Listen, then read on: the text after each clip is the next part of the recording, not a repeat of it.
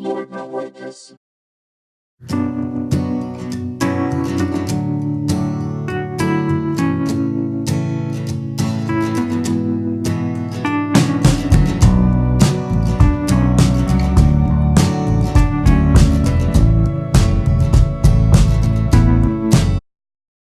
All right, this is take number 2. Someone just interrupted me.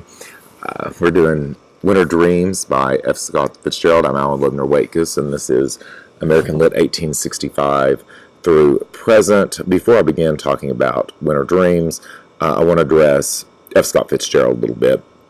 Very famous American writer, not generally considered the best American writer, but I love lists, and in fact, that's one of the, anytime Rolling Stone, any magazine, anybody does, rates things, I'm in. I probably own 12 to 20 books in my office that rate the greatest authors of all times, or the greatest writings of all times, and that kind of thing.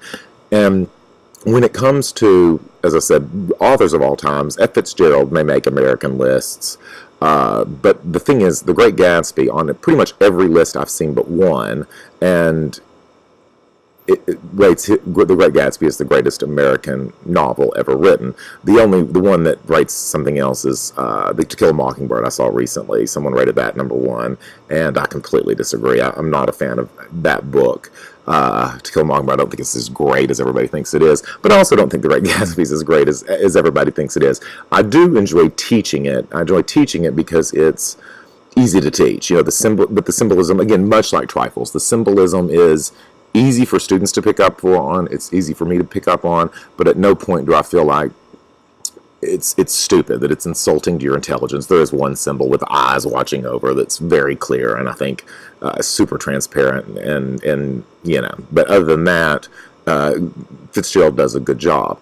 I have a student now. When it comes to Winter Dreams, I have a student I really respect a lot. His name's Spencer. I'll probably talk about him, and I'm hoping he moved to Dallas, but I'm hoping when he comes back through, he'll film one of these videos with me. I'm planning on a couple of the things, bringing in some people who to kind of do a podcast style thing where we discuss something to bring you more than just my perspective. And I'm hoping he'll join me. And I was really wishing it could be for this video, because he hates Winter Dreams, and he doesn't dislike Faulkner, and he thinks that, again, the symbolism and the other literary things Fitzgerald is using are lazy and not as well done as they are in other works. And I see his perspective. With me, it really kind of comes down to the ending. I think there's a great ending to this, and it sends a message, and so we'll discuss that. But let's go through the plot overview first. Again, Dexter starts as a caddy, right, at the Cherry Creek Golf Club, and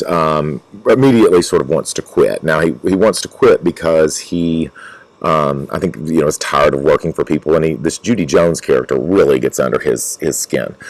She's a child, and what's interesting about her as a child is she's unattractive, but he knows by looking at her that when she reaches maturity, she will be attractive. And a lot of students in my on-campus classes get really perplexed by this. If she's ugly now, she's going to be ugly when she's an adult. And think about it this way. Think about it the opposite way. We have child actors and celebrities and those kinds of people who, were cute as kids. Macaulay Culkin, the kid from Sixth Sense. You could DJ from Roseanne, right? And then they grow into adults and not so cute anymore. And it's not just the boys, it happens with girls too. And so this is sort of the opposite. And there was an incident growing up where a girl who was in high school with me had her mother had a late in life child who was about 2 years old. And while the girl who played basketball for my dad's basketball team would bring the little sister with her, and my mother, who's never rude about people, would sort of comment on, she more felt bad on how unattractive that kid was. And the older sister, who was a homecoming queen and very attractive, I was looking at her one day and looking at the kid and looking at her and looking at the kid, and I realized, give her some years, and all the features that made this girl's basketball player so attractive were there in the kid. It just looked weird on the kid, right? But once she grew into those looks, she'd be just fine. And so he sees that in Judy Jones. Now, He goes from that, he quit, goes from that to owning a laundry store and becoming wealthy. He goes to an out of state, we can probably assume Ivy League college here, and comes back as a businessman. Now, what's interesting about Dexter's career, his choices here, is all of them are really, he's serving rich people. When he's a caddy, he's carrying bags for rich people. Then he owns a laundry mat and is washing rich people's clothing, and that's how he makes his money. And to make it even more degrading, they include that he's figured out how to get their underwear and their delicates clean. So we see that. Then he, of course, serves in the army, which is the ultimate servitude. And then even when you're doing stocks, which is what he ends up doing, and sort of the banking industry, he is, basically serving other people by handling their money. Now, I don't know how strong of an argument that is or how important that is, because most of what we do relates directly to, making money. We need rich people or working for other people or doing something to make money. But I think that that's kind of interesting. Now, throughout all of these careers, Judy Jones is always sort of there and in his mind. And after, finally, he becomes engaged to Irene.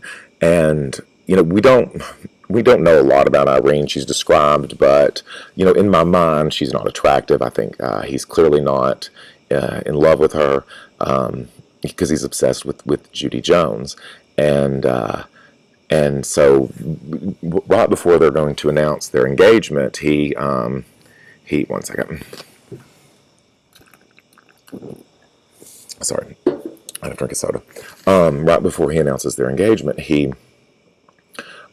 goes out and without her because she has a headache, and he meets up with none other than Judy Jones and ends up cheating with Irene with her. Now, he knows that this is an indiscretion. They're not married. He could, it's not the end of the world. He's not the first person to do this. It shouldn't matter. But then he notes 10 years later, okay, so they jump ahead 10 years later and say that he, basically was ditched after a month by Judy Jones. And so he, of course, sacrificed marriage, and as far as we know, was never married because of this obsession with Judy Jones. Now, Fitzgerald is known for symbolism throughout his stories, and there are three symbols here I want to look at rather quickly. There's the golf balls. And those are seen as two things. Number one, when Dexter comes back to the golf course, he adopts the use of the white golf balls, like all the other rich people, again, feeling that he's got to fit into this, lifestyle that he's always dreamed of being, and being someone actually playing at the country club. The other thing is Judy Jones, who hits the ball. When the next time he runs into her as an adult, she hits the ball into someone he's playing with, and rather than apologize, when the guy says, you hit me with a golf ball, she says, I said 4, sort of like, dumbass, you're supposed to watch out for me when I scream 4.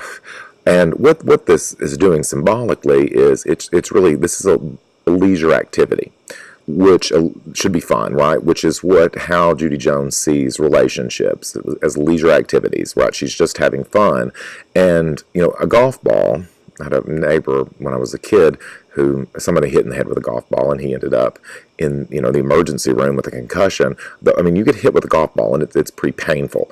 And so it's kind of showing that Judy Jones, in her leisure and this game that she plays with Dexter, just like the game she plays with golf, has the serious possibility of injuring someone. There's also the boat is a major symbol people talk about. I'm not going to get too far into that, other than the boats generally symbolize life. Is it out of control? Is it in control? Is it that kind of thing? You're sort of floating freely, and here we have Dexter controlling the boat, but Judy Jones is behind it, disconnected. And there's some other, if you want to reread that part, there's some other things related to the motor interfering what he's trying to think, and that kind of stuff. Winner, which is in the title, is one of the biggest symbols here, and we open the short story with Dexter talking about fall and how much he likes fall, and because winter's coming, and we see him on the golf course snow skiing in the snow in the winter alone. Now that's very important because for several reasons. Number one, we get that image of him being alone, which is how he's going to ultimately end up. We see him, doing the wrong thing, right? It's just, you're not supposed to, it's just not how it's done. You don't ski on the golf course. That's not what it's used for. And it's the same thing with kind of Irene and Judy Jones, that he's not using things how he's supposed to. Irene is supposed to be sort of the wife type. He's supposed to move on past Judy Jones. Now, what's up with the ending? Well, at this point, he's left town. Devlin comes to visit, whom, is a client or whatever, mentions Judy Jones. He lives in New York, and again, she's back out in Detroit. He said she got married and moved, and she's, he sort of pities her because she's, from what you could tell, she's probably gained some weight. She's not as attractive as she used to be. She's had all these kids, and she's hopelessly devoted to this man who's terrible to her, who cheats on her, all of this other stuff. And again, the key here being hopelessly devoted, a terrible man, and no real beauty anymore. And that's going to be important to Dexter. And that's where we see Dexter said, he never wishes he'd had to, drink more. And then he begins to cry. And so the question is, what is he crying for? Now, most people read it as he's crying because now he knows he can't have her, or he's crying because he knows that she's no longer attractive and he doesn't want her, or those kinds of things. And that's not what he's crying about. Remember this title, Winter Dreams, okay, which relates back to that solitude. This is the dream that he's had. He knows it's not going to work out, okay? He knows that, and so logic tells him that, but the idea that she's still there is what's taken away, and that's why he cries. He cries over just the loss of the idea, the loss of this dream. And I think that a lot of readers, especially older ones or people who've been in serious relationships or first loves, really kind of understand that, because you find yourself a lot of times, I've heard from other people, that you find yourself kind of obsessed with that person. If only had been that person your whole life, you just, it's got to be that person. It's got to be that person. And if you looked at it without rose-colored glasses, you'd see that it's not going to work out. It wouldn't be. You'd be married a month and be miserable. I mean, I remember being hung up on an ex once, and my cousin giving me the great advice, and he just said, had it just not ended so suddenly in a month, you would have been over it. And you would have been the one doing the breaking up, and you would have been the one wanting out, and that kind of thing. And looking at it in retrospect, it's true, but it didn't make it sting any less. And I think a lot of us really realize that we have these dreams, we have these things that hold on to. No matter how much success Dexter had, his real dream was focused on landing and marrying Judy Jones, and he never got to do that. And now he knows he never will, but even the option has been taken away from him by Devlin. And so that's why he cries, and I think that's what makes it an interesting story for me. So if you have any questions about it, just let me know, and I will be back next week with whatever's next on your syllabus. I'll have to look. Have a good one.